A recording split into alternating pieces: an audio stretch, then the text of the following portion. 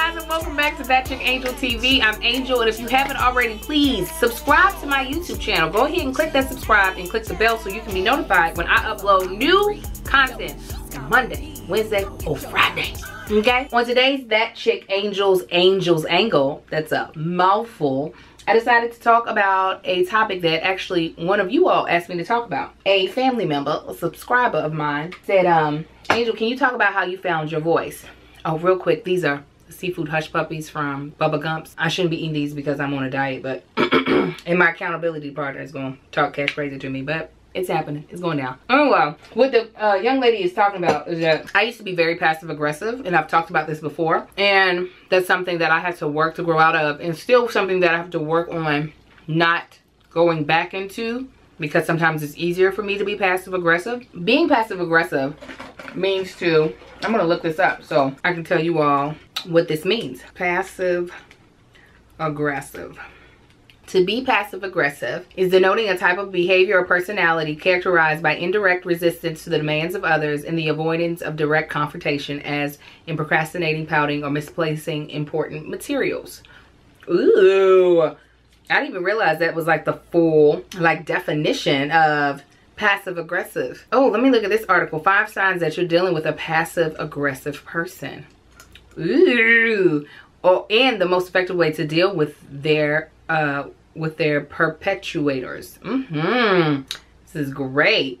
Okay, get to the numbers. The silent treatment, subtle insults, sullen behavior, stubbornness, failure to finish required tasks. Nope, that's not what I was.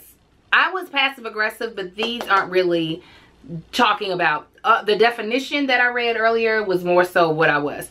I would not really readily deal with confrontation head on. So what ended up happening is that I would allow people to walk all over me, and then eventually aggression would come out.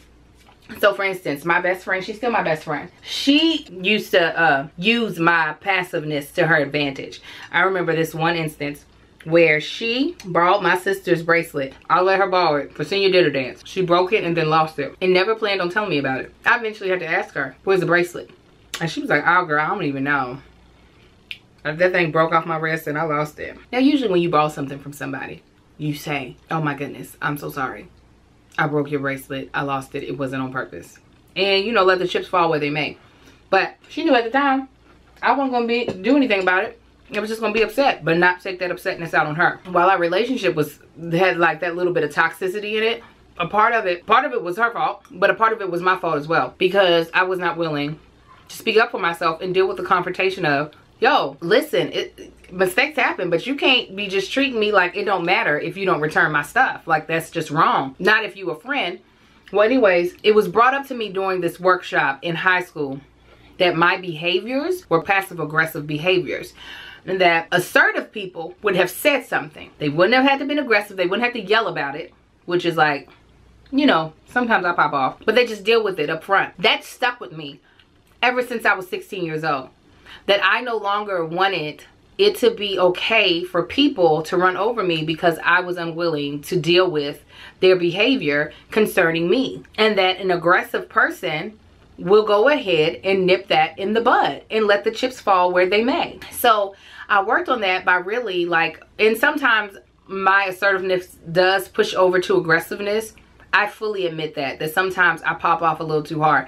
And now my best friend sometimes has to deal with that with me, where she's just like, I mean, dang, you really gonna be that about it with me? Where I could have taken a nicer tone, but I just be like, I think it's sometimes of years of our relationship just trying to figure its way out, where I'm just like, nah, couldn't, because I need you to understand. What it taught me was that, like, now no one would ever believe that I was ever a passive person that meets me. They're like, what? Passive? It ain't nothing passive about Angel.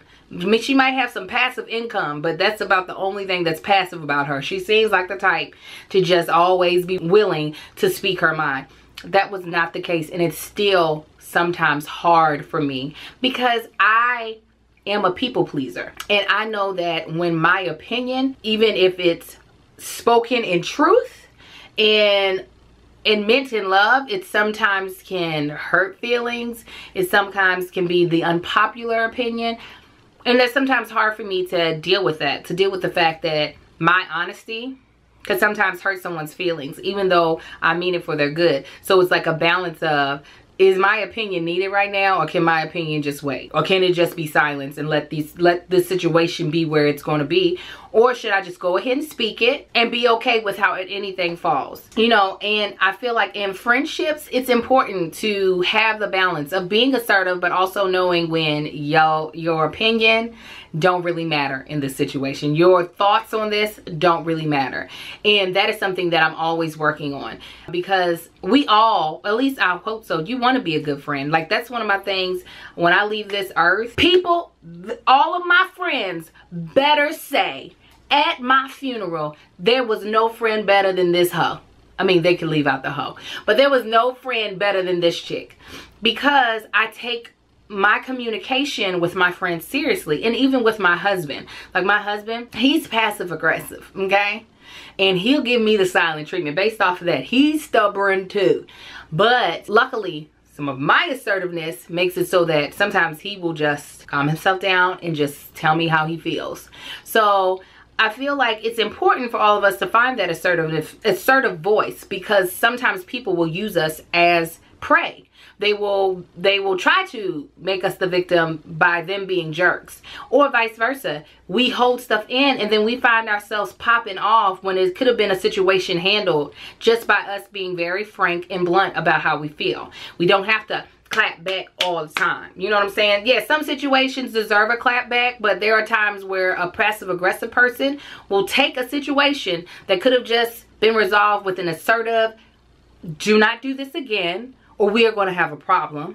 It could be handled that way. You know what I'm saying? For instance, for those of y'all who watched the vlog where I was in the horrible place of Altadena, and there was a lady who wouldn't admit that she hit my car after I saw her with my own eyes hit my car. Like, it was, wasn't trying to get this woman's insurance money, wasn't asked for her to repair nothing. I just want to be like, yo, just in case you didn't know, you just hit my car. And she was like being very defensive, like, and that could have been a case where I could have went ahead and made her day horrible. But instead, I remained assertive in my tone and let her know she was being delusional, and that all she needed to know was that she hit my car. That's what she needed to know. So there was an assertive tone instead of being like, bitch, let me tell you what, watch me hit your car so you know how you hit my car, okay? You won't be confused then.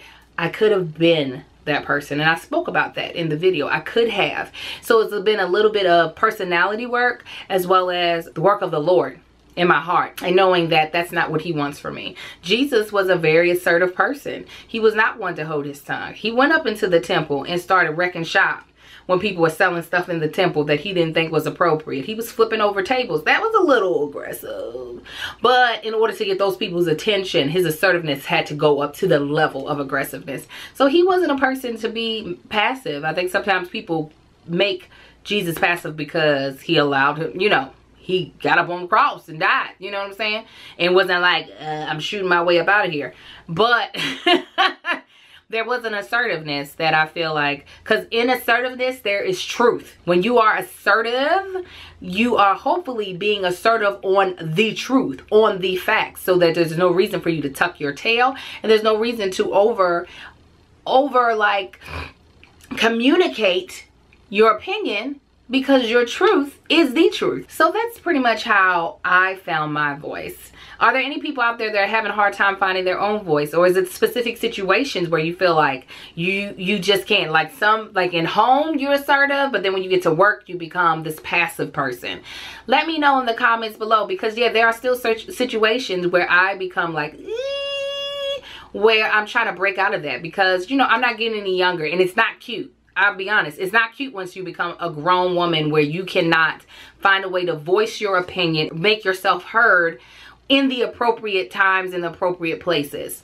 It's just not cute. We grown, you know what I'm saying? We paying bills and stuff. We should be able to assert ourselves in the appropriate situations. So let me know in the comments below if you're finding that you're having problems finding your voice, finding how to be assertive, and if it's just specific situations that you're having that problem in.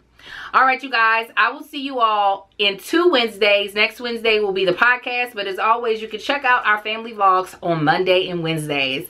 I'll talk to you guys next time. That chick angel. that chick, the angel.